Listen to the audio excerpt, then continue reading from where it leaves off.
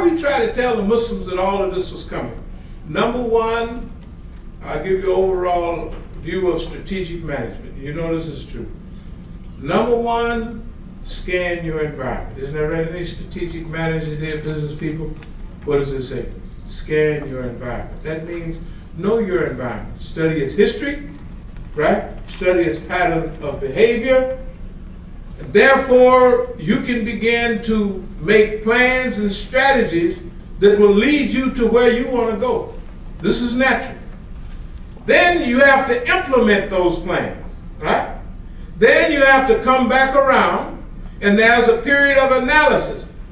How far did we go? Did we reach our goals? Were we successful? What do we need to improve? This is natural, right? In business, all of you in business, in your education, each year you have to analyze how you did, isn't that right? And you got to reassess yourself. Where do I need to improve, right? If you're a bodybuilder, if you play sports, you got to watch the other team, isn't that right? See how they play. If you're a boxer, you got to watch how this guy fight, isn't that right? If you watch how he fight, he will never change his pattern. He may improve and may get a little worse. But his pattern of behavior, his training is systematic and regular. So we studied the United States. We know that there's a global Islamic revival taking place. We know that this global revival is called a threat by the West. They feel that it's a threat to their power, a threat to their economy. Therefore, how have they dealt with perceived or real threats in the past? When we go and we look at black leaders, we say, let's see, Marcus Garvey. We said Marcus Garvey was very successful. That was the Back to Africa movement, 1920s, in case y'all don't know. Big giant movement in the millions. This was a Messiah type person. He was a little despondent. His group was infiltrated by other Negroes who got him to buy leaky old boats, Black Star Line, got him to spend his money in the worst way possible. When he was despondent, he was talking to his best friend, contemplating suicide. And his best friend was aged 800. One of the first, this is the 1920s, one of the first agents in the FBI. What does that say to us? What happened to other leaders?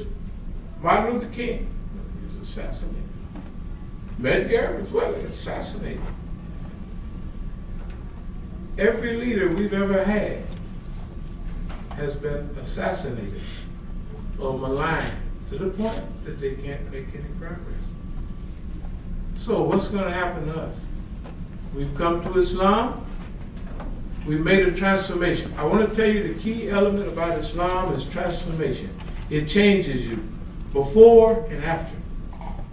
But that before and after gave us the ability to make the proper analysis about our government. This is from way back in the 90s, 99. Big demonstrations we had in San Francisco, D.C., and L.A. Our group, and detained Muslims without due process of law. You ever heard of Guantanamo and all them places? We were trying to tell the Muslims then. But the Muslims were mostly immigrants that had most of the money and power, and they said, you guys are just angry African Americans. If you would roll up your sleeves and work harder, America would treat you better. So I said, you are crazy. Imprison and detain Muslims based on secret evidence. You ever heard anything like that? Huh? You ever hear that on the news?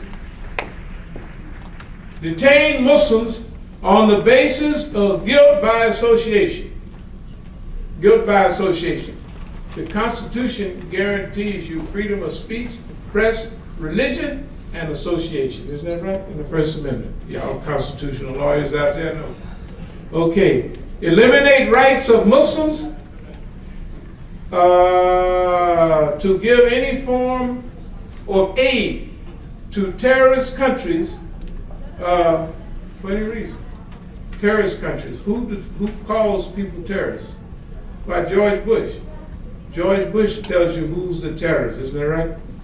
George Bush, every time something happened, he said Osama did it, isn't that right? Osama bin Laden.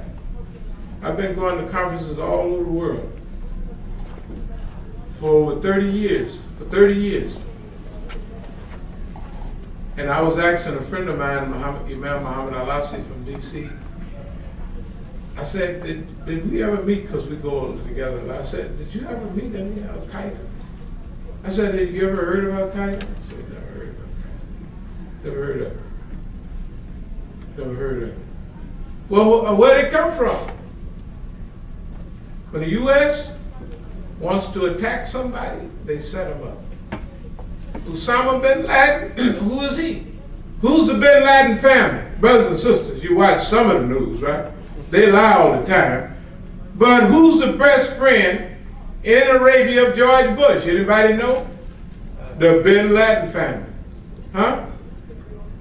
So, how is it, this guy Zahauri made a message today to the world calling Obama a house nigga, excuse my language.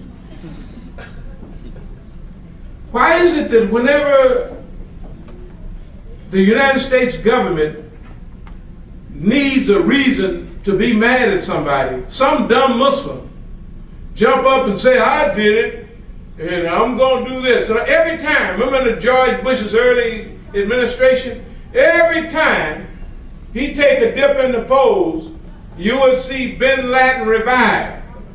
One day he got a long nose, next day he got a short nose. If you got liver problems, how you gonna get dialysis in a cave in Afghanistan? Huh? You see, brothers and sisters, what I'm saying to you now is all of us have been lied to. The government of the United States has made us enemies of each other for reasons of its own. It profits from our anger at each other. It profits at our mistrust of each other. In our masjid in Washington, D.C., they talk about this inflammatory doctrine coming out of our masjid. You know what? We've had over 50 youngsters from 8 years old to about 22 take Shahada in the last month or two, in droves.